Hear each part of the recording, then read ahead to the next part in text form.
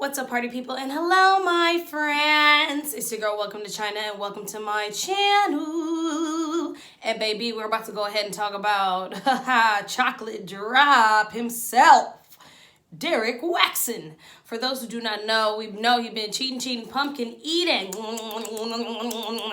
about his average looking wife. I had to say it. So we starting out hot. With that being said, y'all, I'm going to give a few disclaimers. This is just going to be a stream of thought. It is over midnight here where I'm at, past midnight, 1 a.m. almost. So I'm about to get into some BS because I just couldn't believe this and I just couldn't keep my mouth shut any longer. So bear with me. I got my glasses on. We all know DERRICK JAXN, the perfect black man, the AKA black men don't cheat. Where'd we get that from? DERRICK JAXN himself. It came out by the wonderful Tasha K. Everyone likes Tasha K, right? She came out and blasted him saying that he was cheating with multiple single mothers. That seems to be his type. But with that being said, he had these ladies in his house while his wife had 2 kids and she was elsewhere. He lied yesterday on his live because he contradicted what he said today on his live with his wife. We'll get to that in a second. And he says that it wasn't any cheating, but it was kind of cheating, but nothing really physical cheating, but no cheating. We know he was getting freaky with these women. If you're going to cheat, then just cheat. Just cheat if you're going to cheat. It's not, I didn't cheat, but I kind of did. Either way, you're in hot water. You might as well go ahead and put the dangling in, right? But what do I know? So he has him and his poor, homely looking wife out here looking wild. Bra not right. Hair messed up, bonnet on, out. Oh my God, I'm just saying, if y'all seen DERRICK JAXN's wife, I'm not even trying to bash the poor woman. I know this is sad, but lady, you shouldn't have been out here that damn sad now. That was sad as hell how you looking. You coming out here with a bonnet on, and you got all these women that he been running around with looking better than you, looking crazy. Now, I'm just saying this. If my man came out, he was cheating on me, I'd be out here with one of them robes, you know, them long fur robes. And I would say, yeah, God handled it. Yeah, we prayed to the Father about it. Either way, it looks like she just damn near just gave up in the whole situation. I think she's already checked out. He goes on to tell us, lying, that they have worked it through and that this is no news to her. And he's holding her hand so dang on tight, he thought he was going to snatch it off. It's almost like, are you okay, lady? Blink twice if you need some help, Miss Jackson. But she comes to his defense and acts like she got her DERRICK JAXN and it's fine. And come to find out, like, I'm telling y'all now, you can probably tell that I'm biased. I'm a Kevin Samuels watcher. I've really got into the manosphere thing, Abba Preach. I watch all that stuff to the T. I watch it daily, almost more than I watch women things at this day and age, honestly. So I'm hip to all this. So don't ask if I watched DERRICK JAXN. Me and my boyfriend were literally just laughing at DERRICK JAXN the other day. Simp ass mother.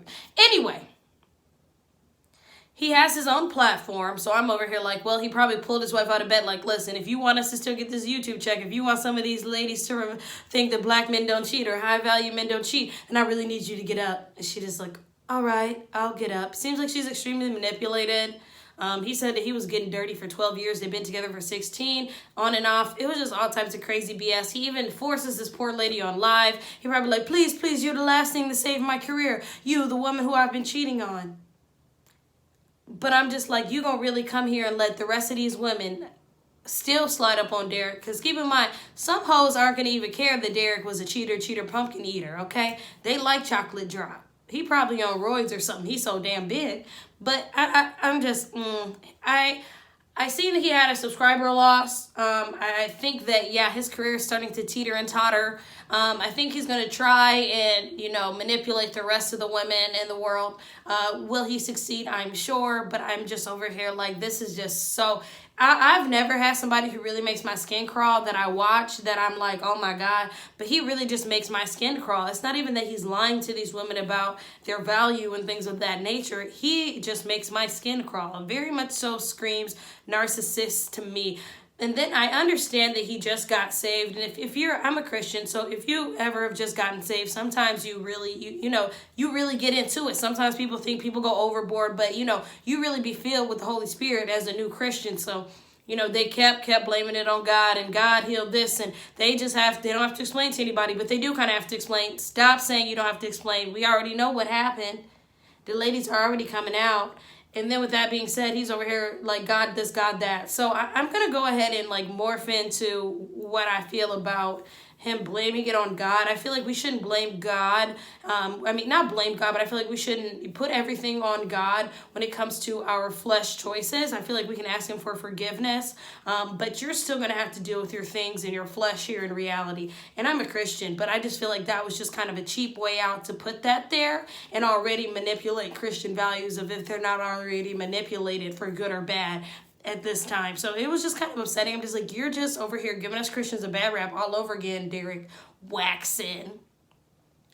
Then, interesting enough, we're going to go ahead and segue into Kevin Samuel's live stream today that I was just finishing up watching. I told you again, bear with me, this is still like another stream of thought that I'm taking. And the title of Kevin Samuel's live stream today was High Value Men Cheat. And obviously we've been hearing a lot about Quavo and Sweetie, so that's what that made me think about. And then obviously DERRICK JAXN, whack or not, he's still considered to be a high value man. I watch Kevin Samuels quite often, so I'll just kind of give you a rundown. He considers a high value man someone to make $10,000 or more for over 5 years consecutively, someone who's respected by his peers and others, a man, stand-up man in his community. You have a network of other high value men. So it's just being a well-rounded man as well as making money and consecutively having $10,000 a month for 5 years, right? So in hindsight, he was saying that if you really want a high value man or a top 1%, top 5%, 10% even, that a lot of these men cheat. And it really had me like reflect and think about all the high value men that I look at that are celebrities, from Quavo to even DERRICK JAXN. It's just like all of these men are stepping out. He said if it's good enough for Beyonce, then it's good enough for you, right? And I'm like, well, hell yeah, if it's good enough for Beyonce, then it's good enough for me. But I think that was something that Kevin Samuels really said today that really I was like, man, that was really a hard pill to almost swallow, or a hard truth that I feel like is very, very true. Now, do I feel like all men cheat? No. Do I feel like the whole narrative of black men don't cheat is true?